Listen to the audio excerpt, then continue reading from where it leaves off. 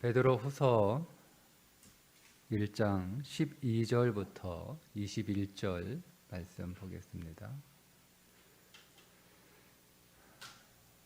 베드로 후서 1장 12절부터 21절 말씀입니다.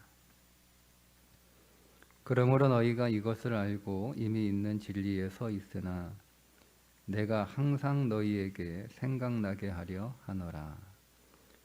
내가 이 장막에 있을 동안에 너희를 일깨워 생각나게 함이 옳은 줄로 여기노니 이는 우리 주 예수 그리스도께서 내게 지시하신 것 같이 나도 나의 장막을 벗어날 것이 임박한 줄을 알미라. 내가 힘써 너희로 하여금 내가 떠난 후에라도 어느 때나 이런 것을 생각나게 하려 하노라. 우리 주 예수 그리스도의 능력과 강림하심을 너희에게 알게 한 것이 교묘히 만든 이야기를 따른 것이 아니요 우리는 그의 크신 위엄을 친히 본 자라. 지극히 큰 영광 중에서 이러한 소리가 그에게 나기를 이는 내 사랑하는 아들이요 내 기뻐하는 자라 하실 때에 그가 하나님 아버지께 존귀와 영광을 받으셨느니라. 이 소리는 우리가 그와 함께 거룩한 산에 있을 때 하늘로부터 난 것을 들은 것이라. 또 우리에게는 더 확실한 예언이 있어 어두운 데를 비추는 등불과 같으니 날이 새어 샛별이 너희 마음에 떠오르기까지 너희가 이것을 주의하는 것이 옳으니라. 먼저 알 것은 성경의 모든 예언은 사사로이 풀 것이 아니니 예언은 언제든지 사람의 뜻으로 낸 것이 아니요 오직 성령의 강림하심을 받은 사람들이 하나님께 받아 말한 것임이라. 아멘. 교회 안에 들어온 이단 사상 가운데 하나가 주님의 재림을 부정하는 것이었습니다. 주님이 다시 오지 않는다.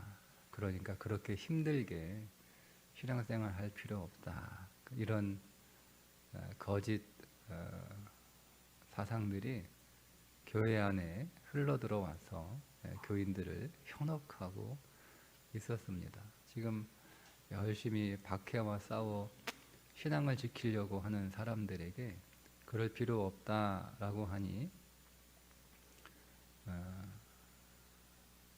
그렇지 않아도 힘들어서 주님이 다시 오시는 그날만을 기다리며 싸우고 견디고 있는데 주님 다시 오지 않는다. 이런 말은 많이 교인들의 마음을, 그 신앙을 흔들기에 충분한 소리들이었습니다. 그래서 이제 그런 교회들을 향해서 베드로가 쓰고 있는데 자기가 죽음이 얼마 남지 않았다라고 하는 것을 오늘 주님으로부터 들어 알았다라고 기록하고 있죠. 그래서 자기가 장막을 떠나기 전에, 즉 자기가 이 세상을 떠나기 전에 성도들이 항상 그 마음에 새기고 기억할 수 있도록 지금 이 편지를 쓰고 있다 이렇게 밝히면서 주님은 반드시 오신다, 반드시 오신다. 그 첫 번째 증거로 자기가 주님이 반드시 오신다라고 하는 소리를 변화산에서 들었다는 거예요. 변화산에서 베드로와 야고보와 요한이죠. 베드로와 야고보와 요한이 변화산에서 주님이 영광 중에 변무하시는 것을 직접 두 눈으로 목격하고 그곳에서 하늘로부터 들리는 소리를 들었습니다. 그 소리가 뭐냐면 이는 내 사랑하는 아들이요 내 기뻐하는 자라. 17절에 그렇게 기록하고 있죠.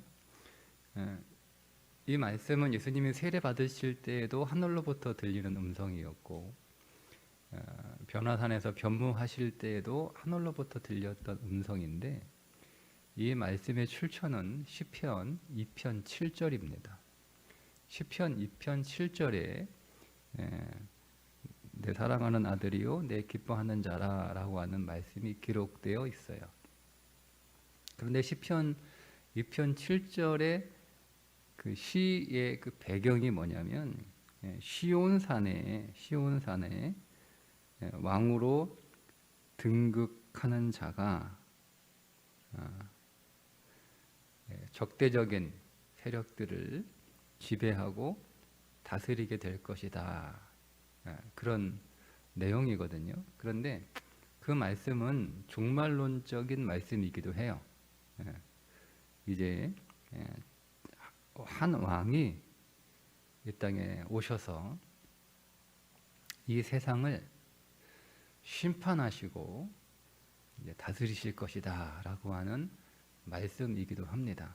그러니까 예수님 변호산에서 변모하실 때 이는 내 사랑하는 아들이요 내 기뻐하는 자라 라는 그 음성은 단순히 예수님이 하나님의 아들이고 예수님이 하나님께 기쁨이다 라는 것을 밝히는 수준이 아니라 이 예수가 이 세상을 심판하러 오실 심판자, 심판의 왕이라고 하는 하나님의 말씀이었어요. 그걸 베드로가 똑똑히 들었다는 거죠. 그 나만 들은 게 아니라 나 말고 다른 사람도 2명 더 있다. 내가 분명히 보고 들었다. 확실하다. 이렇게 지금 쓰고 있는 거예요. 그러니까 하나님이 그렇게 직접 말씀하셨으니 반드시 예수님은 이 세상에 심판의 왕으로 오셔서 주님을 대적하는 이 모든 이 세상의 악한 통치자들과 권세들을 반드시 심판하시고 이제 하나님의 백성들이 살아가는 하나님의 나라를 만드실 것이다. 이렇게 얘기하고 있는 거예요. 그런데 그것으로 끝내는 게 아니라 베드로는 더 확실한 증거가 있다라고 이제 이어서 얘기합니다. 19절에 또 우리에게는 더 확실한 예언이 있어. 더 확실한 예언이 있다는 거죠. 자기가 변화산에서 들었던 보았던 하나님의 음성과 예수님의 그 변모하신 모습 그것보다 더 확실한 증거가 있는데 그게 뭐냐면 하나님의 말씀이라는 거예요. 어두운 데를 비추는 등불과 같으니 주의 말씀은 내 발의 등이요 내 길의 빛이니이다 라고 하는 말씀처럼 여기서 등불은 말씀을 가르치는 표현입니다. 날이 새어 이 날이라고 하는 날이 재림의 날이에요. 재림의 날. 그 재림의 날. 샛별이죠, 샛별. 재림의 날은 날이 새는 날이에요. 무슨 말이냐면 새벽이 어둠을 밤을 몰아내는 것처럼 주님이 오시면 이 땅의 모든 어둠의 세력들을 다 몰아내시는 날, 그날이 재림이란 말이에요. 주님이 오시는 날, 그날. 샛별은 여기는 당연히 주님이시겠죠. 그 주님이 너희 마음에 떠오르기까지 너희가 이것을 주의하라. 즉 말씀을 잘 보라는 거예요. 말씀을 잘 보라는 거예요. 여러분, 우리는 경험을 말씀보다 더 확실한 증거로 삼으려고 합니다. 그러니까 말씀에 분명히 자세하게 기록되어 있음에도 불구하고 우리는 그 말씀을 확실한 증거로 삼기보다는 내가 경험하는 것을 더 말씀보다 우위에 놓아요. 그래서 분명히 말씀 안에 기록되어 있으니 그 말씀을 믿으면 되는데 우리는 그 말씀을 신뢰하고 믿기보다는 내가 경험한 걸 더 믿으려고 하는 거예요. 그래서 우리는 말씀보다는 내가 경험하고 있는 것이 더 확실한 거예요. 내가 내 눈에 보이는 게 이게 진짜인 거예요. 내 귀에 들리는 게 진짜인 거예요. 그러니까 우리는 내 눈에 뭐가 보이느냐에 따라 흔들려요.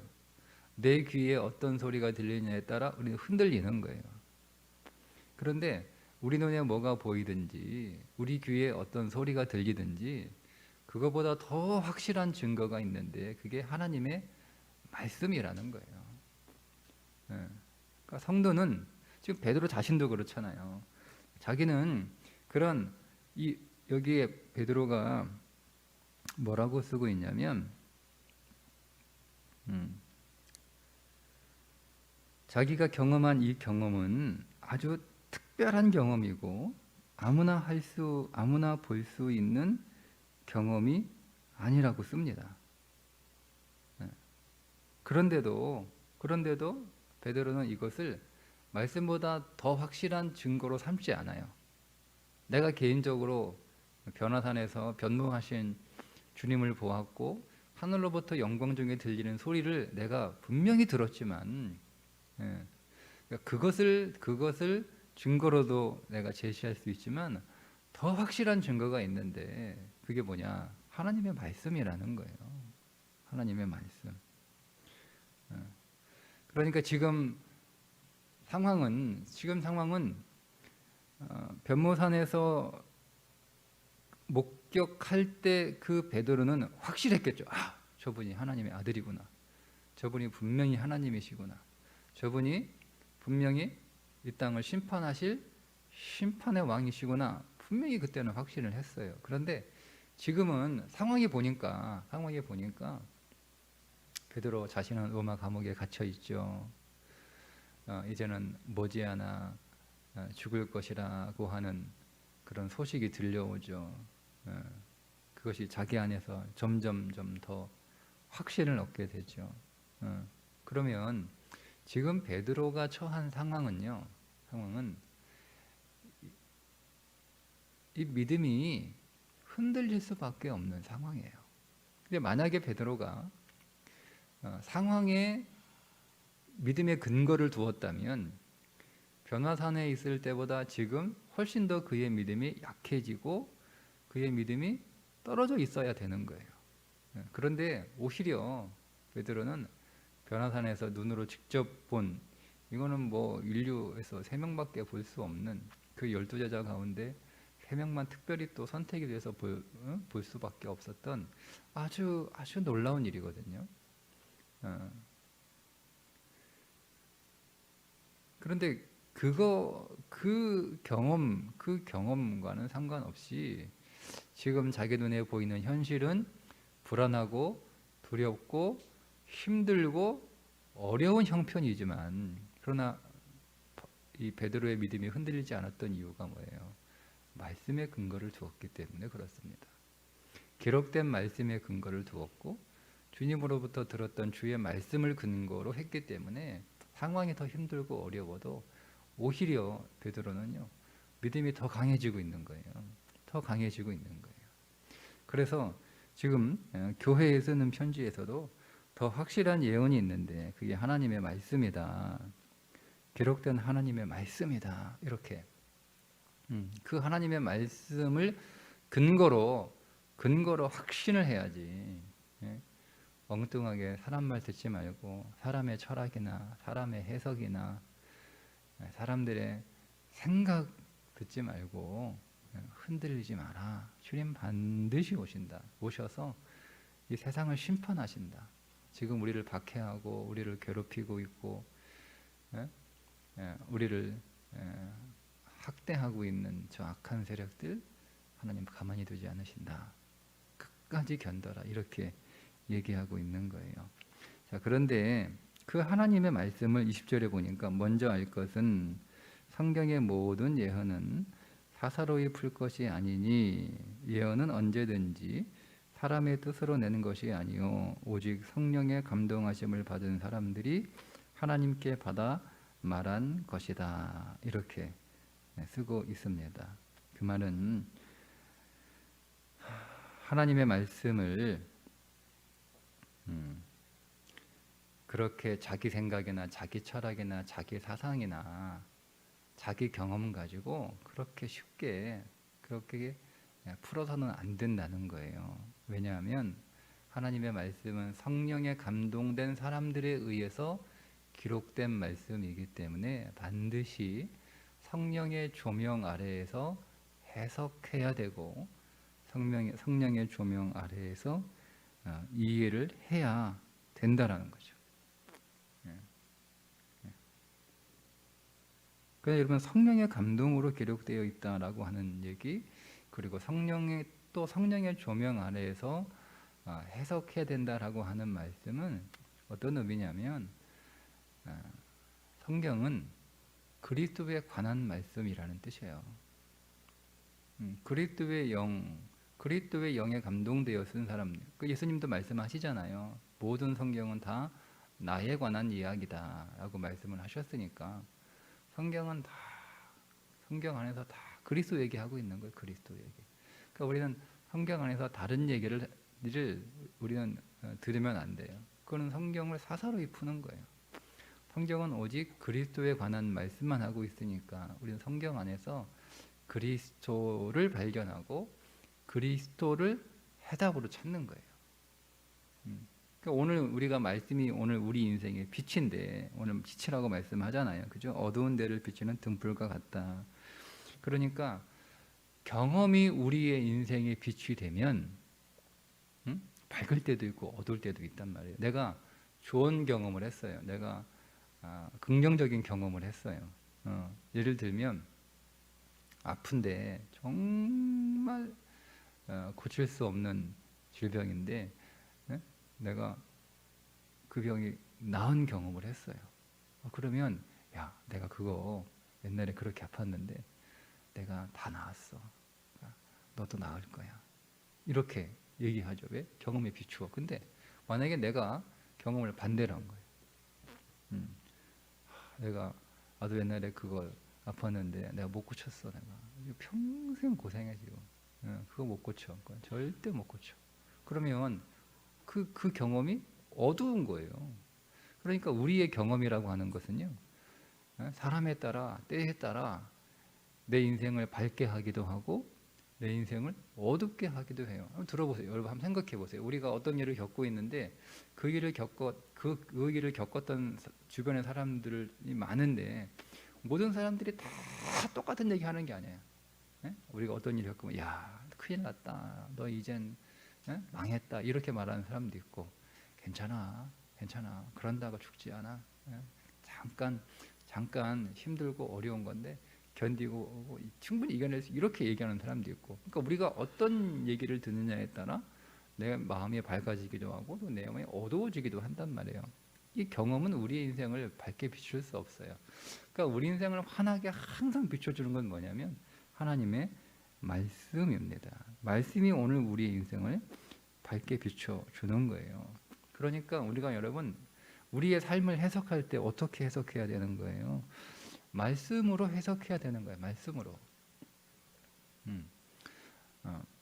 생명이신 말씀, 진리이신 말씀, 소망이신 말씀, 능력이신 말씀 안에서 우리 인생을 해석해야 되는데 만약에 우리가 말씀 안에서 인생을 해석하지 않고 다른 거 가지고 우리 인생을, 경험을 가지고 해석을 하고 통계를 가지고 해석을 하고 지식을 가지고 해석을 해요.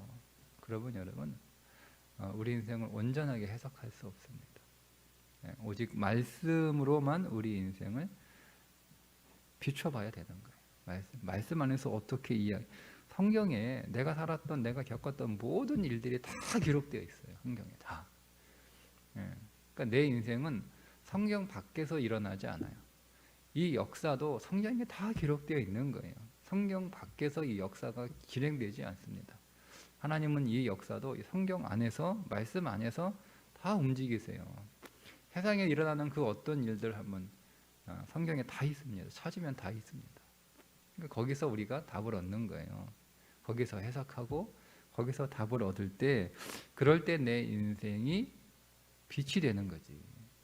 그렇지 않고 여러분 우리가 말씀 밖에서 우리 인생을 해석하려고 그러고 말씀 밖에서 답을 얻으려고 그러면 어두울 수밖에 없다. 그런데 그 답이 뭐냐? 그게 그리스도라는 거예요. 그러니까 말씀 안에서 그리스도가 어떻게 이것에 관하여 말씀하고 있는가? 그리스도가 이것에 관하여 어떻게 하셨는가? 그 그리스도를 만나는 거예요. 그래서 우리는 말씀을 읽으면서 우리의 생명이신 그리스도를 만나고 또 소망이신 그리스도를 만나고 또 위로이신 그리스도를 만나고 때로는 우리를 징계하시는 그리스도를 만나기도 하고 우리의 능력이신 그리스도를 만나는 거예요.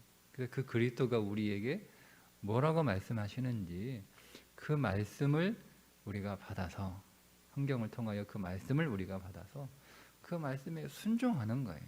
그게 오늘 우리 인생의 빛인 거죠. 빛인 거죠. 자, 그것을 할 수 없으니까 우리에게 뭐가 필요한 거예요? 성령의 능력이 필요한 거예요. 성령의 능력이. 그러니까 성령의 감동으로 기록된 말씀은 성령이 아니면 이해할 수 없고, 세 번째, 성령이 아니면 순종할 수 없습니다.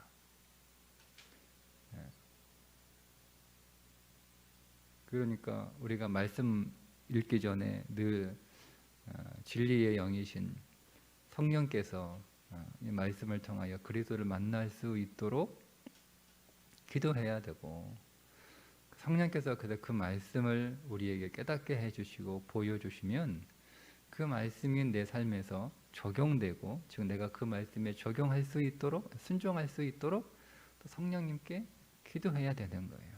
나 자신을 부인하고 내 생각도 내 경험도 내 욕심도 하나님 다 내려놓고 말씀이 하시는 대로 순종할 수 있도록 도와주옵소서. 기도하는 거예요. 그때 말씀이 나를 데리고 갑니다. 말씀의 세계 안으로. 거기서 오늘 그 말씀이 생명이고 그 말씀이 양식이잖아요. 나에게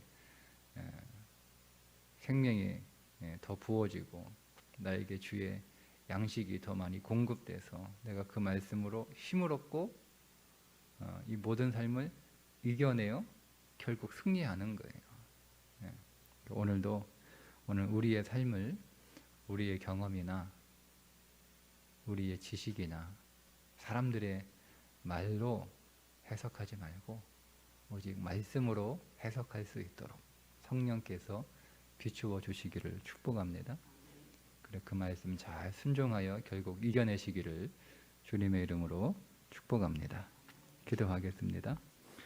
하나님 아버지, 오늘도 우리의 삶에 관하여 말씀은 어떻게 우리에게 말씀하시는지 귀를 기울여 잘 들을 수 있는 믿음의 태도가 더욱 있게 해주셔서 말씀을 통하여 내 삶을 볼 수 있는 눈을 열어주시고, 주여 성령께서 오늘 우리에게 진리의 영을 부어주셔서 그 말씀 안에서 우리를 향한 음성을 잘 들을 수 있도록 우리의 귀도 열어주셔서 그 말씀을 통하여 답을 얻게 하시고, 말씀을 통하여 그리스도를 얻게 하시고, 말씀을 통하여 만난 그리스도 앞에 순종하는 믿음의 삶을 사는 날이 되게 하여 주옵소서.